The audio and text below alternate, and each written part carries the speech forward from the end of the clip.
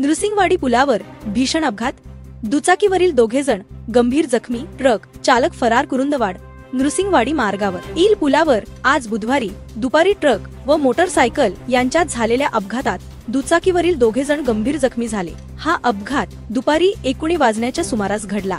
अपघातानंतर ट्रक चालक घटनास्थळावरून फरार झाला असून यामुळे या मार्गावरील वाहतूक ठप्प झाली आहे. या अपघातात शेडशाळ येथील पवन आवळे 21 वय अंदाजे 19 याचा उजवा हात ट्रकच्या चाकाखाली आल्या निकामी झाला असून त्याला तातडीने सांगली येथील शासकीय रुग्णालयात हलवण्यात आले आहे. त्याच्यासोबत असलेला 28 तुराज कुंभार याच्या डोक्याला गंभीर दुखापत झाली असून त्याच्यावर कुरुंदवाड येथील एका खासगी रुग्णालयात उपचार सुरू आहेत. घटनास्थळावरून मिळालेल्या माहितीनुसार दुपारी मोटरसायकलवरून जात असत आना हा अपघात झाला. हा अपघात इतका भीषण होती की पवन आवळे ट्रॅकच्या चाकाखाली गेला. अपघातानंतर ट्रक चालक वाहन न थांबवता तिथून फरार झाला.